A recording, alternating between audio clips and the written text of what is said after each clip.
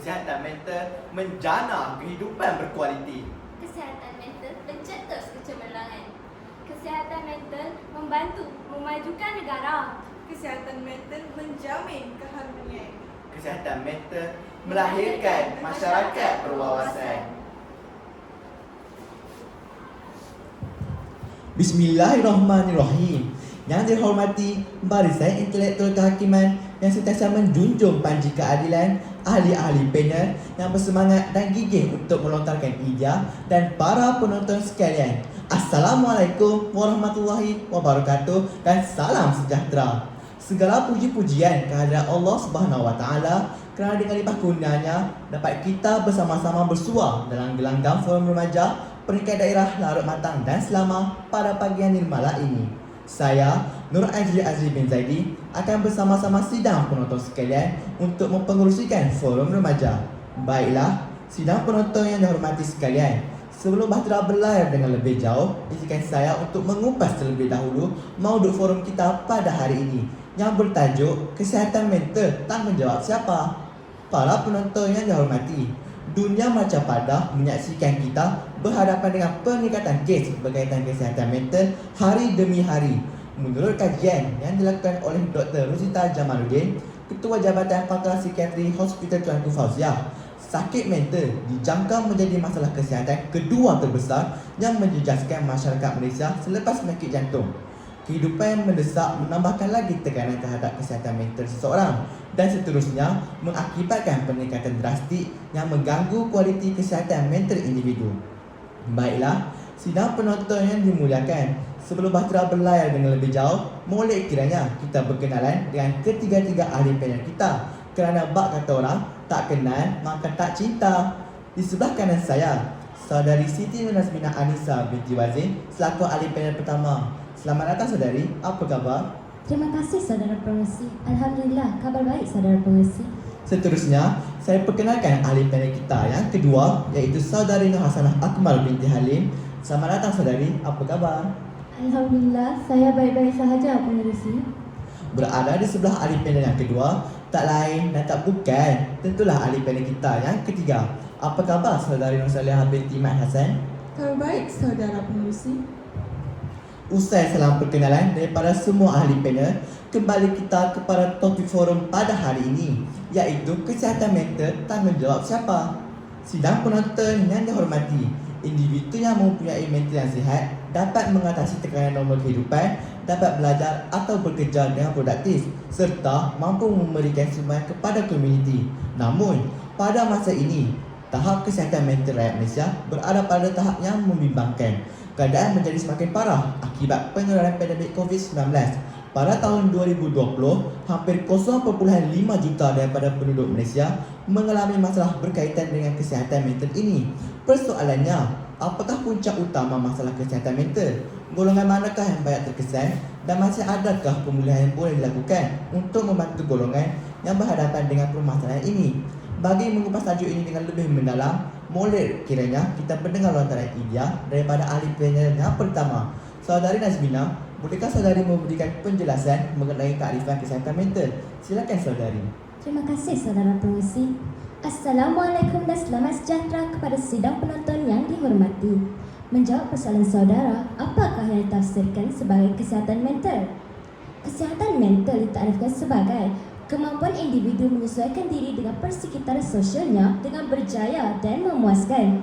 Menurut takrifan daripada Pertubuhan Kesihatan Sedunia WHO, kesihatan mental merujuk kepada kebolehan mengekalkan hubungan yang harmoni dengan orang lain, kebolehan mengambil bahagian dalam aktiviti kemasyarakatan dan kebolehan untuk menyumbang kepada masyarakat.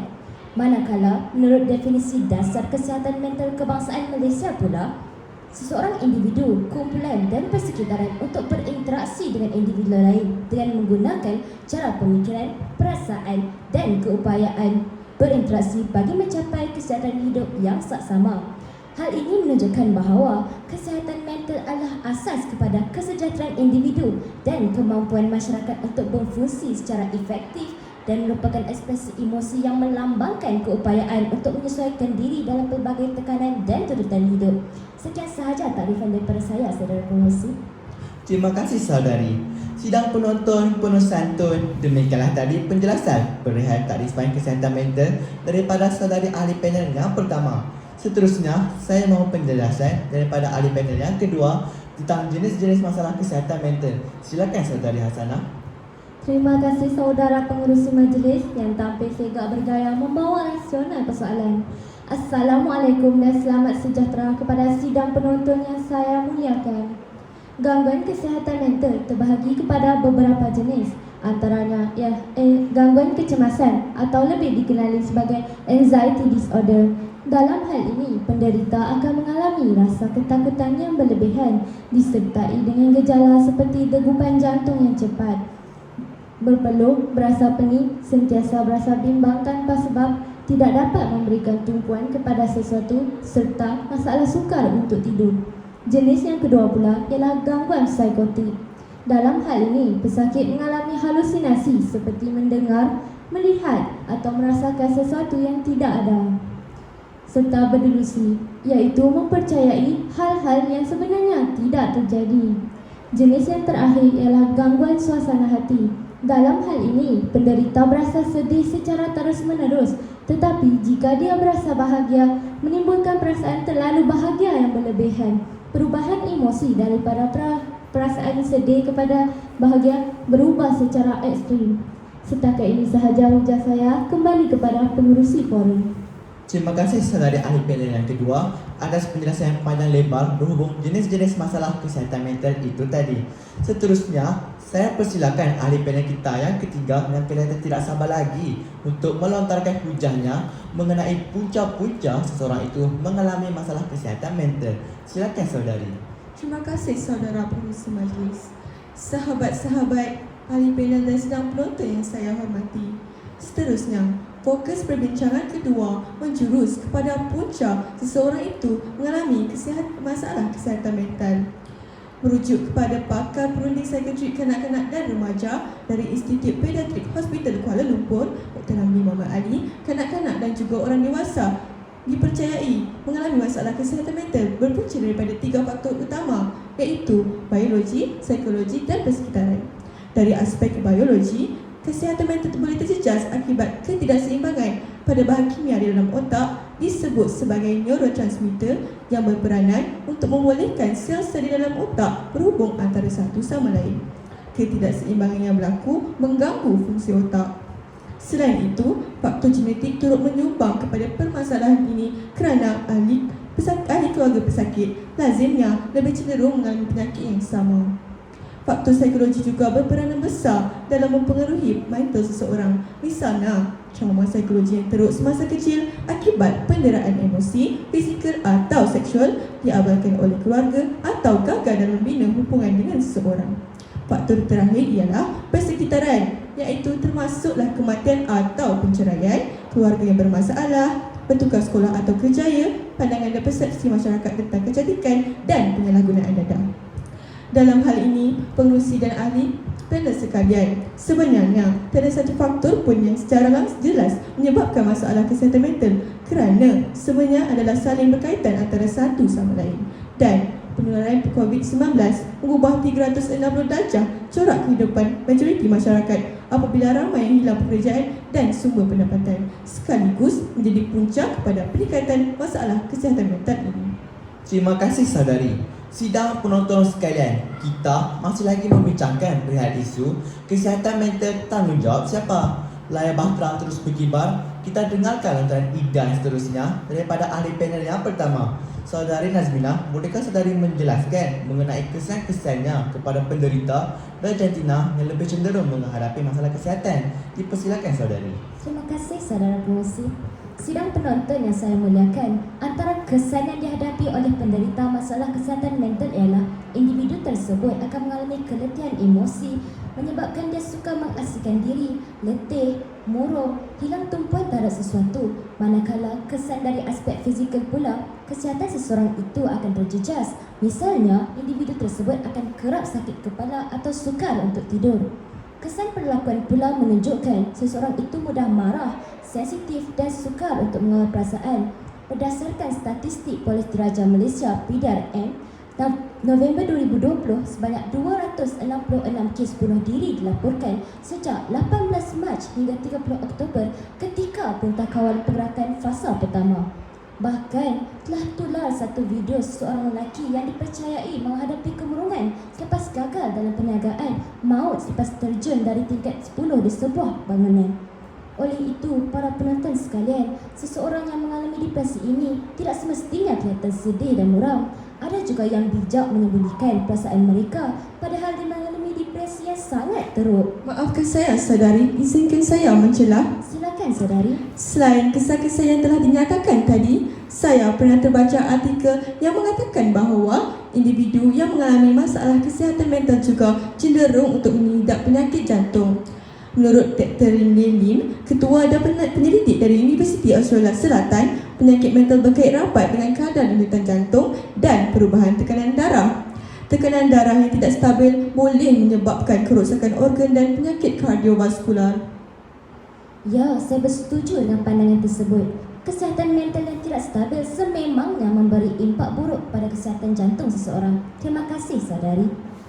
Saudara pengerusi, rakan-rakan ahli panel dan sidang penonton yang budiman, menjawab persoalan kecenderungan mengikut jantina pula, merujuk sinar harian bertarikh 25 Jun 2022, graf menunjukkan kecenderungan lelaki lebih tinggi bagi kes keganasan seperti membunuh diri, terlibat dengan penyalahgunaan dadah dan pengaruh alkohol. Hal ini mungkin disebabkan oleh kes masalah kesihatan mental dalam kalangan lelaki kerap tidak dikesan kerana mereka tidak menunjukkan simptom yang ketara kepada masyarakat. Mereka lebih cenderung menyendiri dan tidak berkongsi dengan sesiapa.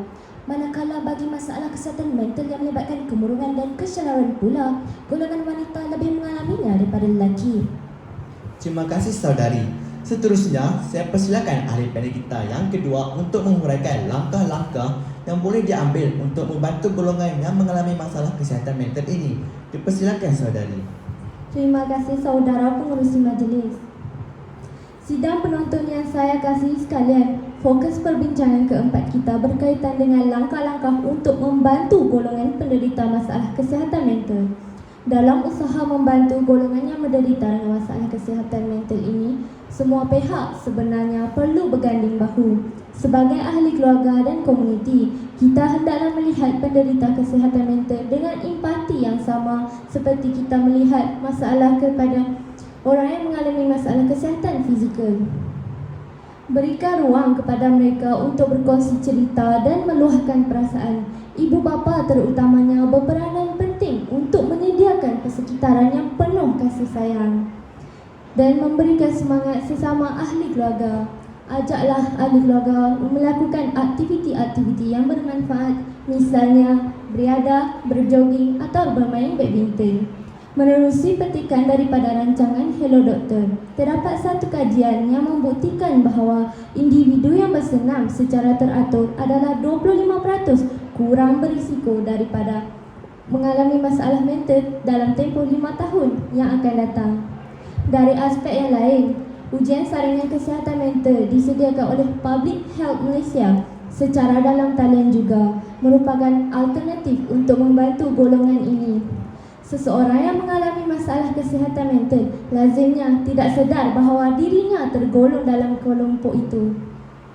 Jadi, melalui ujian saringan minda sihat ini, seseorang itu dapat mengetahui tahap stres, risau atau depresi yang dialami olehnya. Melalui pengesanan tersebut, jika didapati mengalami masalah kesihatan yang terlalu tinggi, tindakan selanjutnya boleh dilakukan, misalnya berjumpa dengan doktor psikiatri atau mendapatkan rawatan. Terima kasih ahli panel yang kedua.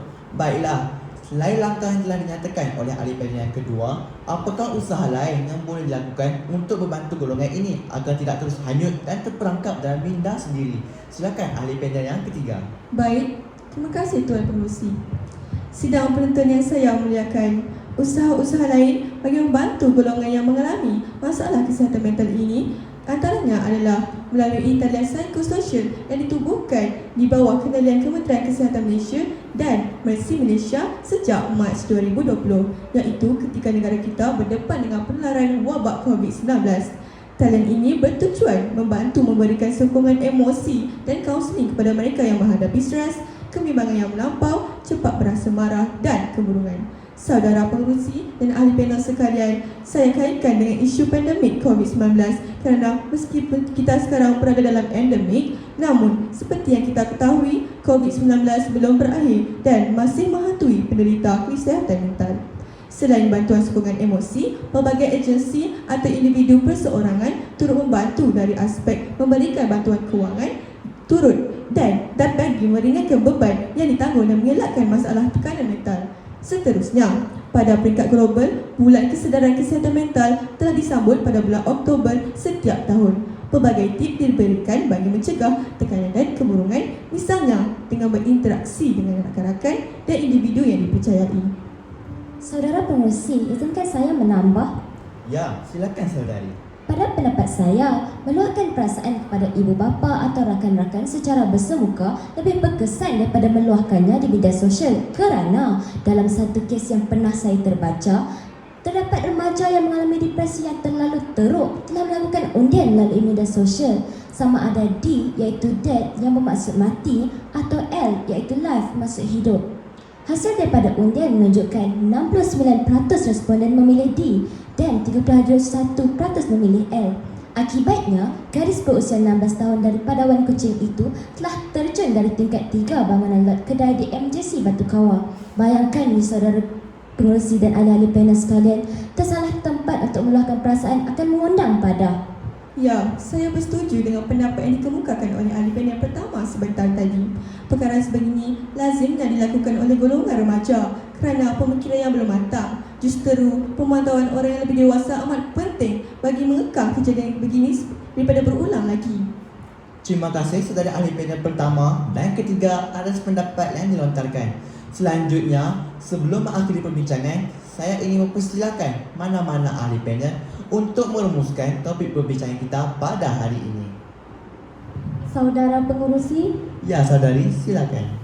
sebagai rumusannya, suka saya mengingatkan kepada para penonton sekalian bahawa masalah kesihatan mental bukanlah satu trend atau ikut-ikutan, bukan sesuatu yang boleh hilang sekelip mata, bukan sentiasa kelihatan dari luaran, bukan juga sengaja meraih perhatian, bukan bermakna lemah atau kekurangan dan bukan satu pilihan atau satu alasan. Begitulah saudara pengurusi majlis dan ahli-ahli panel. Golongan penderita kesihatan mental ini pasti ada di sekeliling kita. Mereka masih boleh tersenyum meskipun sedang berhadapan dengan kemurungan yang serius. Apa-apa yang kita lihat tidak semestinya mencerminkan dalaman mereka. Oleh itu, kita haruslah prihatin, hulurkanlah tangan, luangkan masa untuk mendengar luahan hati mereka. Isu kesihatan mental adalah tanggungjawab kita semua. Demikianlah tadi rumusan perbincangan daripada ahli-ahli panel kita mengenai kesihatan mental tanggungjawab siapa. Deduksinya, seperti yang telah kita bincangkan tadi, masalah kesihatan mental sememangnya meninggalkan impak yang sangat buruk. Justru, marilah kita sama-sama prihatin dan saling membantu. Bagi penderita yang mengalami masalah kesihatan mental, ingatlah firman Allah dalam surah Al-Baqarah ayat 286. Allah tidak memberati seseorang melainkan apa-apa yang terdaya olehnya. Oleh itu, apa jua cabaran yang mendatang dalam kehidupan kita, yakinlah bahawa kita mampu untuk menghadapinya. Teruskanlah melangkah dan hadapilah dengan kuat dan tabah. Terima kasih saya ucapkan kepada ketiga-tiga ahli panel kita pada hari ini atas perkongsian ilmu yang amat bermanfaat. Sekian sahaja untuk hari ini. Terkasar bahasa, tersilap bicara, mohon dimaafkan. Saya akhiri forum kita pada pagi ini dengan lafaz wabillahi taufiq wal hidayah. Wassalamualaikum warahmatullahi wabarakatuh. Salam permisi.